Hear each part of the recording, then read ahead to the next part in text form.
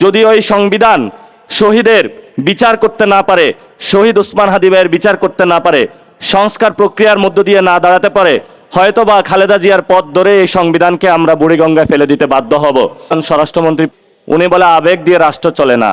এটা তো সত্য কথা, রাষ্ট্র চলে যুক্তি তর্ক সেটা দিয়ে, কিন্তু বাংলাদেশে শুধু আবেগ দিয়ে অ্যাসালাম গ্রুপ চলে, আর কোনো কিছু চলে না। সেই অ্যাসালাম গ্রুপকে কখন আইনের আওতায় আনা হবে সেই বিষয়ে আমরা স্বরাষ্ট্রমন্ত্রীর কাছে স্পষ্ট বক্তব্য চাচ্ছি।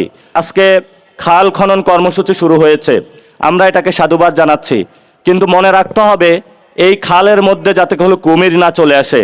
এই যে ভারতের সাথে যে চুক্তিগুলো হয়েছে আপনাদের এবং আওয়ামী লীগের যে চুক্তি হয়েছে, সেই চুক্তির মধ্য দিয়ে এই খালের মধ্যে যাতে হলো আওয়ামী লীগ এবং ভারতীয় কুমির না পড়ে, আমরা সেই কুমির সম্পর্কে আপনাদেরকে হুঁশিয়ার করতেছি। তো অনেকে আমাদেরকে বলে যে তোমরা কথা বলো, তোমাদেরকে কিন্তু খেয়ে ফেলবো। খেয়ে ফেললে কি হবে? হয়তো জেলে নিলে ইমরান খানের মতন অবস্থা হবে। আর যদি আপনারা আমাদেরকে হলো মেরে ফেলেন, তাহলে শহীদ ওসমান হাদি ভাইয়ের ইনসাফের পথ তো আমাদের আছে। আর যদি বেঁচে থাকি, চাঁদনাবাজি সন্ত্রাস দুর্নীতির বিরুদ্ধে আমাদের লড়াই চলবে, এটা স্পষ্ট কথা। গতকালকে শহীদ মিনারে একজন নাগরিকের জীবনহানি হয়েছে, নাগরিকদের কোনো জীবনে নিরাপত্তা নাই। সেই জায়গায় আমরা দেখতে পাচ্ছি কোথায় একটা বাতি বন্ধ করতে হবে, একটু স্ট্যান্ডবাজি করার জন্য গাড়িটা দাঁড় করিয়ে রাখতে হবে, এবং একটু কোদাল দিয়ে কোথাও যা কোদাল মাটি তুলতে হবে। আমরা দেখেছিলাম শেখ হাসিনার সময় অনেক উন্নয়ন হয়েছিল, কিন্তু পুকুর চুরি দুর্নীতি হয়েছিল। তা আমরা আশা করব এই খাল খনন কর্মসূচিতে যাতে এই ধরনের দুর্নীতির ছোঁয়া না পড়ে এবং কোনো কুমির চলে না আসে, আমরা সেই বিষয়ে হলো প্রধানমন্ত্রীর কাছে আহ্বান রাখবো। যদি ওই সংবিধান শহীদের বিচার করতে না পারে, শহীদ ওসমান হাদি ভাইয়ের বিচার করতে না পারে, সংস্কার প্রক্রিয়ার মধ্য দিয়ে না দাঁড়াতে পারে, হয়তোবা খালেদা জিয়ার পথ ধরে এই সংবিধানকে আমরা বুড়িগঙ্গায় ফেলে দিতে বাধ্য হব। এই জন্য যারা আমাদেরকে বেশি বেশি সংবিধান দেখানোর চেষ্টা করেন, সেই সময় অনেক গণভবন দেখানোর চেষ্টা করা হয়েছিল, বড় বড় মাফিয়া রত্ন দেখানোর চেষ্টা করা হয়েছিল, সেগুলো আমরা গুনি নাই। এখন নতুন করে তারা আমাদের সংবিধানের সবক দিচ্ছে। সংবিধানের সবক যদি এতই দিয়ে থাকেন, যেই সংবিধান আমার 2022-কে শহীদ হতে রক্ষা করতে পারে নাই, যেই সংবিধান এসালামের মতন গ্রুপকে বাংলাদেশের টাকা দেউলিয়াত্ব করার জন্য হলে স্কোপ দিয়েছে, যেই সংবিধান বাংলাদেশের মানুষকে প্রত্যেকটা জায়গায় ধর্ষণ মুখ থেকে রক্ষা করতে পারে না, যেই সংবিধান স্কুল কমিটি থেকে প্রেসিডেন্ট হাউস পর্যন্ত দুর্নীতি থেকে বাংলাদেশকে রক্ষা করতে পারে না, সেই সংবিধান দিয়ে আমাদেরকে কি করব? এখন সংবিধান নিয়ে কথা বলে আবার এই মামলা হামলার তারা হুমকি দিতে পারে। আমরা স্পষ্ট আপনাদেরকে বলতেছি, হয়তো এই সংবিধানের মৌলিক কাঠামোতে পরিবর্তন নিয়ে আসেন, না হলে হয়তো এই সংবিধান পুরো দুস্তর আমরা পরিবর্তন করে দিতে ইনশাআল্লাহ রাজপথে সবাই ঐক্যবদ্ধভাবে লড়াইয়ে নামবো। এবং সামনে লোকাল গভর্নমেন্ট আসতেছে, এই ইলেকশনে ইঞ্জিনিয়ারিং হয়েছে, সামনে ইলেকশনে আপনারা আল্লাহর রাস্তায় ইঞ্জিনিয়ারিং এর চিন্তা করবেন না। কারণ গণতন্ত্র মুখে বলেন, গণতন্ত্র শুধু মুখে বললে হয় না, এটা বাস্তবায়ন করতে হয়। সংস্কার আর বিচারের কি হবে সেই বিষয়ে কোনো আমরা স্পষ্ট বক্তব্য পাচ্ছি না। সংস্কার প্রক্রিয়া কনসেনসাস কমিশনে ছিল, সেখানে আমরা সবাই সাইন করেছি ঐক্যবদ্ধভাবে, সবাই রাজি হয়েছি। তার পরবর্তীতে বলা হলো যে এটা করা যাবে না, তারপরে গণভোটে গেল এটা, সেটাতে গণভোটে জনগণের রায়ও আসলো। এখন তারা হলো গণভোটকে অস্বীকার করছে এবং সংস্কার প্রক্রিয়া যেটা সেটা বাধাগ্রস্ত সৃষ্টি করে চলছে। আমরা সরকারকে বলবো এবং আমাদের বন্ধু বিএনপিকে বলবো, বাংলাদেশের সংস্কার বাস্তবায়ন হবে, এটা যত চেষ্টা করুন না কেন বাংলাদেশের সংস্কার প্রক্রিয়া আপনারা বাধাগ্রস্ত করে সেই ষড়যন্ত্রের মাধ্যমে আপনারা সফল হতে পারবে না। বাংলাদেশের সংস্কার প্রক্রিয়া যেটা হয়েছে তরুণদের হাত ধরে, এই সংস্কার প্রক্রিয়া বাংলাদেশে হবেই হবে ইনশাআল্লাহ। এই সংস্কার প্রক্রিয়া করতে গিয়ে শেখ হাসিনা চলে গিয়েছিল, যদি বিএনপিও চলে যায় সেটা আমাদের মাথা ব্যথা থাকবে না। ভালোই আছে, সংস্কার প্রক্রিয়া আপনাদের হাত দিয়ে শুরু হোক। এই সংস্কার প্রক্রিয়া করতে গিয়ে শেখ হাসিনা চলে গিয়েছিল, যদি বিএনপিও চলে যায় সেটা আমাদের মাথা ব্যথা থাকবে না। ভালোই আছে, সংস্কার প্রক্রিয়া আপনাদের হাত দিয়ে শুরু হোক। আপনারা বলেছিলেন 31 দফা, তারপরে বললেন যে গণভোটে হাঁয়ের কথা, কিন্তু আপনাদের মুখে এবং মনে যেই একই সামঞ্জস্য সেটা আমরা দেখতে পাই না। আপনি বাংলাদেশে নামে বললেন যে শহীদ ওসমান হাদি ভাইয়ের হত্যাকাণ্ডের বিচার আপনি করবেন, আপনি প্রধানমন্ত্রী হয়েছেন ইঞ্জিনিয়ারিং করে, যেভাবে হোক না কেন এখন কিন্তু আপনি শহীদ ওসমান হাদি ভাইয়ের হত্যাকাণ্ডের যে বিচার রয়েছে সেই বিষয়ে কোনো স্পষ্ট আমরা কোনো বক্তব্য পাচ্ছি না। 24-এ যারা শহীদ হলো তাদের আমরা বিচার প্রক্রিয়া নিয়ে এই পর্যন্ত কোনো স্পষ্ট কোনো বক্তব্য পাচ্ছি না। এবং আমরা মাশাআল্লাহ একজন স্বরাষ্ট্রমন্ত্রী পেয়েছি, উনি বলে আবেগ দিয়ে রাষ্ট্র চলে না। এটা তো সত্য কথা, রাষ্ট্র চলে যুক্তি তর্ক সেটা দিয়ে, কিন্তু বাংলাদেশে শুধু আবেগ দিয়ে অ্যাসালাম গ্রুপ চলে, আর কোনো কিছু চলে না।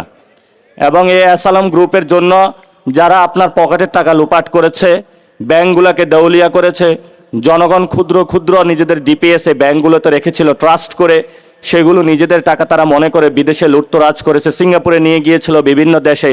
সেই অ্যাসালাম গ্রুপকে কখন আইনের আওতায় আনা হবে সেই বিষয়ে আমরা স্বরাষ্ট্রমন্ত্রীর কাছে স্পষ্ট বক্তব্য চাচ্ছি। শুধু অ্যাসালাম গ্রুপ নয়, এরকম অনেক লুটতরাজ গ্রুপ করেছে যারা বাংলাদেশে জনগণের সম্পত্তি নিয়ে বিদেশে টাকা পাচার করেছে। আপনার আমার জীবনের শেষ সম্বলটুকু যেটুকু আছে সেগুলো তারা বিদেশে পাচার করে দিয়েছিল। সেই বিষয়ে তাদের স্পষ্ট বক্তব্য চাই। আজকে খাল খনন কর্মসূচি শুরু হয়েছে, আমরা এটাকে সাধুবাদ জানাচ্ছি, কিন্তু মনে রাখতে হবে এই খালের মধ্যে যাতে কোনো কুমির না চলে আসে। এই যে ভারতের সাথে যে চুক্তিগুলো হয়েছে আপনাদের, এবং আওয়ামী লীগের যে চুক্তি হয়েছে, সেই চুক্তির মধ্য দিয়ে এই খালের মধ্যে যাতে হলো আওয়ামী লীগ এবং ভারতীয় কুমির না পড়ে, আমরা সেই কুমির সম্পর্কে আপনাদেরকে হুঁশিয়ার করতেছি। এবং পুরো বাংলাদেশের দিকে তাকালে আমরা দেখি দর্শন হচ্ছে, বিচার হচ্ছে না, সংস্কার প্রক্রিয়া হচ্ছে না। এবং গতকালকেও শহীদ মিনারে একজন নাগরিকের জীবনহানি হয়েছে, নাগরিকদের কোনো জীবনে নিরাপত্তা নাই। সেই জায়গায় আমরা দেখতে পাচ্ছি কোথায় একটা বাতি বন্ধ করতে হবে, একটু স্ট্যান্ডবাজি করার জন্য গাড়িটা দাঁড় করিয়ে রাখতে হবে, এবং একটু কোদাল দিয়ে কোথাও যা দুই হলো কোদাল মাটি তুলতে হবে। আমরা দেখেছিলাম শেখ হাসিনার সময় অনেক উন্নয়ন হয়েছিল, কিন্তু পুকুর চুরি দুর্নীতি হয়েছিল। তা আমরা আশা করব এই খাল খনন কর্মসূচিতে যাতে এই ধরনের দুর্নীতির ছোঁয়া না পড়ে এবং কোনো কুমির চলে না আসে, আমরা সেই বিষয়ে হলো প্রধানমন্ত্রীর কাছে আহ্বান রাখবো। তো অনেকে আমাদেরকে বলে যে তোমরা কথা বলো, তোমাদেরকে কিন্তু খেয়ে ফেলবো। খেয়ে ফেললে কি হবে? হয়তো জেলে নিলে ইমরান খানের মতন অবস্থা হবে। আর যদি আপনারা আমাদেরকে হলো মেরে ফেলেন, তাহলে শহীদ ওসমান হাদি ভাইয়ের ইনসাফের পথ আমাদের আছে। আর যদি বেঁচে থাকি, চাঁদনাবাজি সন্ত্রাস দুর্নীতির বিরুদ্ধে আমাদের লড়াই চলবে, এটা স্পষ্ট কথা। এবং সামনে লোকাল গভর্নমেন্ট আসতেছে, এই ইলেকশনে ইঞ্জিনিয়ারিং হয়েছে, সামনে ইলেকশনে আপনারা আল্লাহর রাস্তে ইঞ্জিনিয়ারিং এর চিন্তা করবেন না। কারণ গণতন্ত্র মুখে বলেন, গণতন্ত্র শুধু মুখে বললে হয় না, এটা বাস্তবায়ন করতে হয়। এই জন্য আমি আপনাদের কাছে আহ্বান জানাবো, আমাদের যে ফাইটটা আছে একটি নতুন সংবিধান তৈরি করা। যদি ওই সংবিধান শহীদের বিচার করতে না পারে, শহীদ ওসমান হাদি ভাইয়ের বিচার করতে না পারে, সংস্কার প্রক্রিয়ার মধ্য দিয়ে না দাঁড়াতে পারে, হয়তোবা খালেদা জিয়ার পথ ধরে এই সংবিধানকে আমরা বুড়িগঙ্গায় ফেলে দিতে বাধ্য হব। এই জন্য যারা আমাদেরকে বেশি বেশি সংবিধান দেখানোর চেষ্টা করেন, সেই সময় অনেক গণভবন দেখানোর চেষ্টা করা হয়েছিল, বড় বড় মাফিয়া রত্ন দেখানোর চেষ্টা করা হয়েছিল, সেগুলো আমরা গুনি নাই। এখন নতুন করে তারা আমাদের সংবিধানের সবক দিচ্ছে। সংবিধানের সবক যদি এতই দিয়ে থাকেন, যেই সংবিধান আমার 2022-কে শহীদ হতে রক্ষা করতে পারে নাই, যেই সংবিধান এসালামের মতন গ্রুপকে বাংলাদেশের টাকা দেউলিয়াত্ব করার জন্য হলে স্কোপ দিয়েছে, যেই সংবিধান বাংলাদেশের মানুষকে প্রত্যেকটা জায়গায় ধর্ষণের মুখ থেকে রক্ষা করতে পারে না, যেই সংবিধান স্কুল কমিটি থেকে প্রেসিডেন্ট হাউস পর্যন্ত দুর্নীতি থেকে বাংলাদেশকে রক্ষা করতে পারে না, সেই সংবিধান দিয়ে আমাদেরকে কি করব? এখন সংবিধান নিয়ে কথা বলে আবারই মামলা হামলার তারা হুমকি দিতে পারে। আমরা স্পষ্ট আপনাদেরকে বলতেছি, হয়তো এই সংবিধানের মৌলিক কাঠামোতে পরিবর্তন নিয়ে আসেন, না হলে হয়তো এই সংবিধান পুরো দুস্তর আমরা পরিবর্তন করে দিতে ইনশাআল্লাহ রাজপথে সবাই ঐক্যবদ্ধভাবে লড়াইয়ে নামবো। এখন তারা আমাদেরকে বলে যে তোমরা রাজুতে ডাকো, মানুষকে বললে কি নামবে নাকি? মানুষ বললে নামবে নাকি? সেই জায়গাটা হলো আপনাদেরকে আমরা স্পষ্ট করে দিতে চাই, হ্যাঁ মানুষ নামবে। কারণ মানুষের পকেটে এখনো চাকরি আপনারা দিতে পারেন নাই, তরুণ সমাজের জন্য এখনো কিছু করতে পারেন নাই। আপনারা যে জায়গায় করেছেন, আপনার যারা ফ্যামিলি কার্ড দিচ্ছেন, আগে মসজিদগুলোর সামনে যাবেন, যে গরিব মানুষগুলো বসে থাকে তারা কি ফ্যামিলি কার্ড পেয়েছে? আমরা শুনতে পাচ্ছি ফ্যামিলি কার্ডের নামে মানুষের হলো কার্ড 500-600 টাকা করে দুর্নীতির মাধ্যমে নিয়ে যাওয়া হচ্ছে, এবং দুর্নীতির একটা মহা উৎসব তারা শুরু করছে।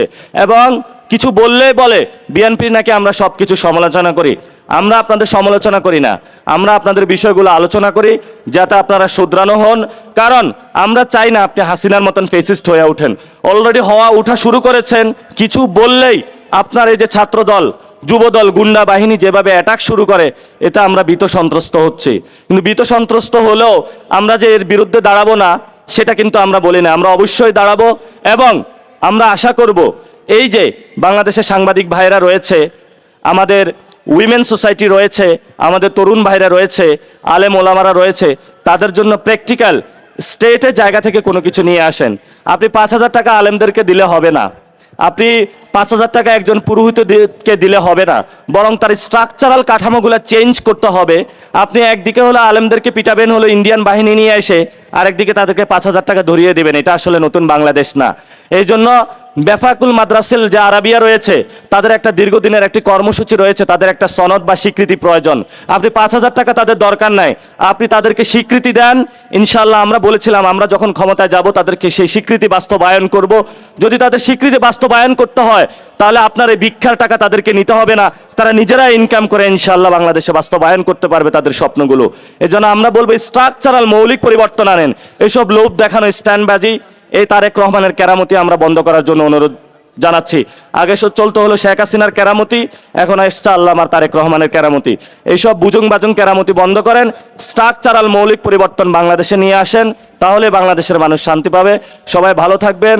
এবং আমি লাস্ট পর্যায়ে যেটা বলবো, আসলেই আমি মন থেকে আমাদের যে ঢাকা 8 আসনে আমার সাথে যারা ইলেকশন করেছিলেন, জেনে মির্জা আব্বাস সাহেবের আমি সুস্থতা কামনা করি। অনেকে এটা ফ্রেমিং করার চেষ্টা চালাচ্ছে, আমরা বলবো যে সত্যর জয় হবে ইনশাআল্লাহ। ডাক্তার অলরেডি কথা বলেছে, ফ্যামিলি কথা বলেছে, যত মানুষ অসুস্থ হয়েছে সব মানুষের আমরা সুস্থতা কামনা করি। এবং আমরা সরকারকে এটাও আমরা অনুরোধ জানাই, বাংলাদেশের কোনো মানুষ অসুস্থ হলে যাতে আমরা বাংলাদেশের মেডিকেলে চিকিৎসা নিতে পারি সেই ব্যবস্থা যাতে সরকার উদ্যোগ গ্রহণ করে। ধন্যবাদ, ভালো থাকবেন। আসসালামু আলাইকুম ওয়া রাহমাতুল্লাহি ওয়া বারাকাতুহু।